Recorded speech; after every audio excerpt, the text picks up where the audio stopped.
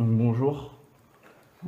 Durant cette interview, vous pouvez nous donner votre avis personnel Ouais. et surtout professionnel. Donc notre sujet il tourne autour des jeux vidéo et de la violence. Pensez-vous tout d'abord que la violence est propre à l'humain? Ouais, clairement.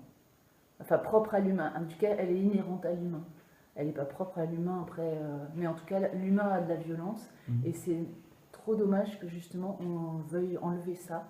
Parce que finalement, c'est comme s'il n'y en avait pas. Et en France, on le fait beaucoup. Et on oublie une donnée de l'humain. C'est-à-dire qu'on peut avoir de la colère, de la violence. Ça fait partie des émotions. Voilà.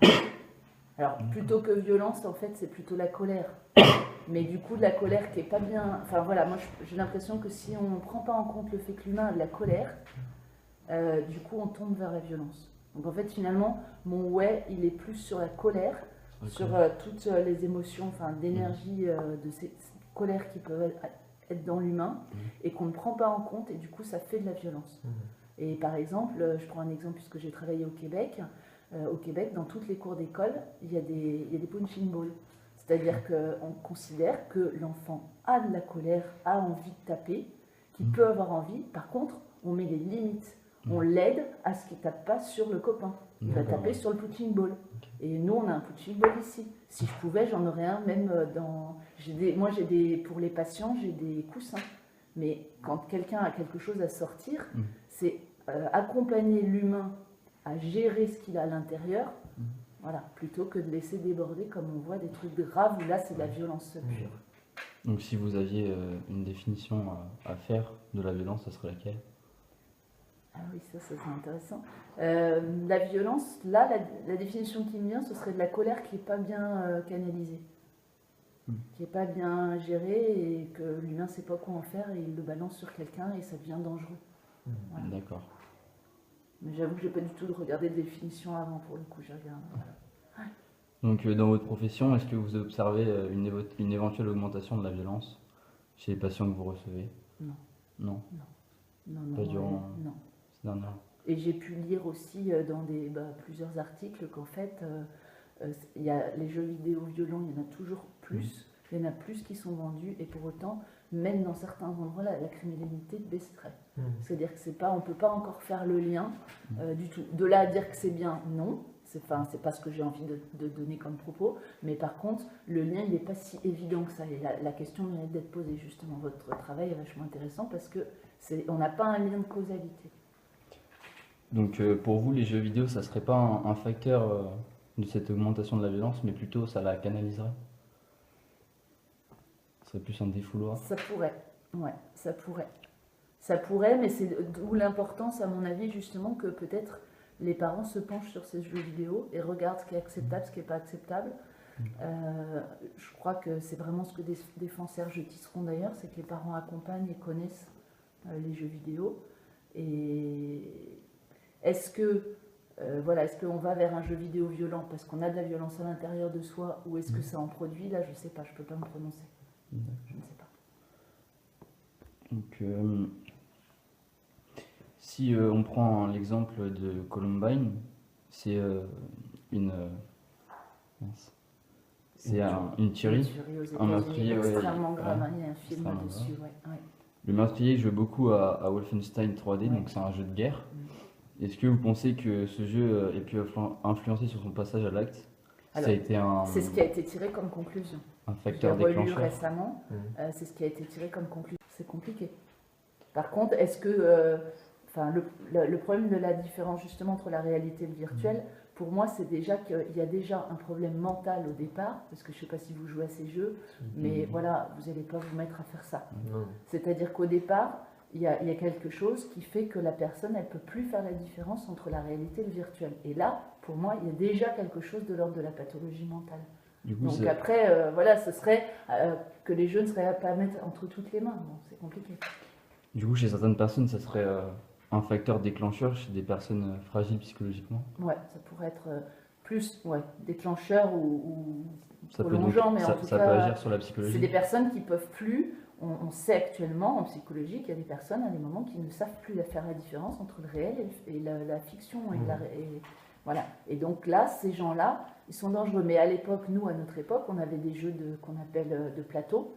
des jeux qui s'appelaient Donjons et Dragons, vous connaissez peut-être. Oui. Il y a tout un tas de jeux comme ça où on tuait, il y avait des jeux, voilà, et il y avait des gens qui le jouaient pour de vrai dans les forêts et tout ça. Et ben là aussi, ceux qui voyaient plus la différence entre la réalité et le jeu, ben, il y avait des risques. D'accord. Donc là, c'est des questions plus personnelles. Est-ce que vous avez déjà joué aux jeux vidéo? Non. Et si oui, enfin, non. Non, pas du tout. Et Vous c'est en vrai pensez que quoi? j'ai à Est-ce que peine regardé avec mes enfants. Bah, à peine, parce qu'ils regardent. Ils y jouent pas non plus. Ils y jouent pas trop non plus. Ouais. vous en pensez quoi? Est-ce que c'est instructif, violent, une perte de temps?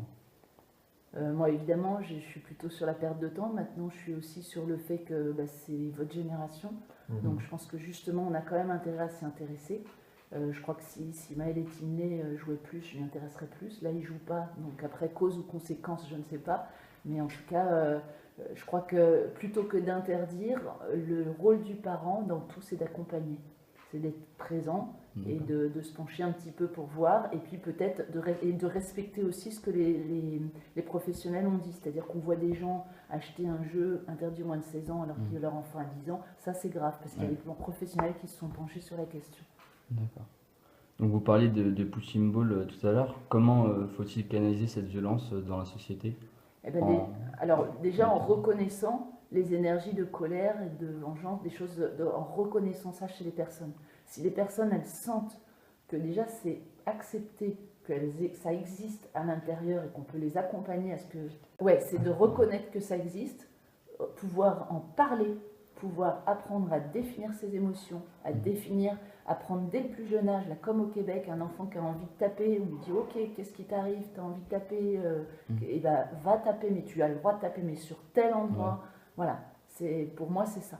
Et pareil pour les jeux, ce serait accompagné, et puis ce serait justement un jeune qui est trop dans un jeu de violence, qu'est-ce qu'il y trouve, pourquoi il a besoin de ça. D'accord.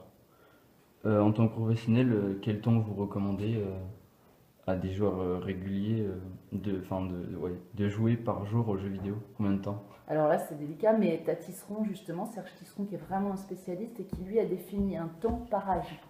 Donc déjà, voilà, et lui il met les écrans en globalité, donc ça va dépendre aussi si la personne, le jeune, il va aussi sur d'autres écrans, les réseaux sociaux ou la télé, donc voilà, c'est le temps d'écran, et après il est lié à l'âge, et puis il est lié, je pense, c'est toujours un compromis avec la vie, avec la réussite au lycée, au collège, avec tout ça, donc c'est à chaque parent de définir. Moi personnellement, j'essaye de limiter ici à 1 heure, voilà. Maintenant, ça dépend aussi de... Et puis, je crois que là aussi, pour vraiment voir la différence entre la réalité et l'écran, c'est si le jeune est capable d'avoir sa vie sociale. C'est-à-dire qu'un jeune qui joue beaucoup, mais qui en même temps sort beaucoup, travaille bien au lycée et à sa vie, ça veut dire qu'on peut imaginer qu'il est, il est en train de se structurer psychiquement pour être un citoyen de demain.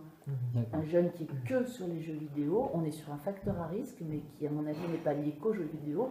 C'est-à-dire qu'on est sur un facteur à risque. Déjà, pourquoi ce jeune, il se coupe de ses congénères? Pourquoi il se coupe des autres humains? Là, on va vous montrer une vidéo de scènes violentes. Vous allez nous dire ce que vous en pensez.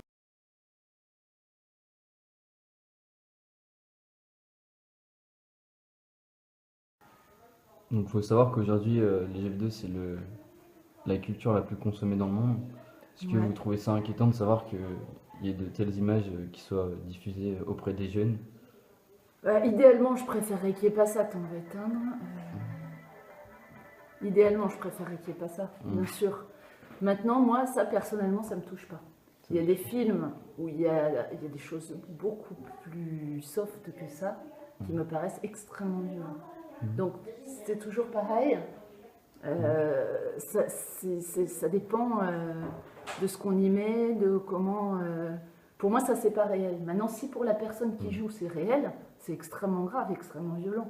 Ce qui est inquiétant, Mais moi, pour moi, là, ça m'a rien fait. C'est du jeu. Pour moi, ça reste du jeu. Ouais, ce qui est inquiétant, c'est si une personne ne sait plus dissocier le... C'est ça.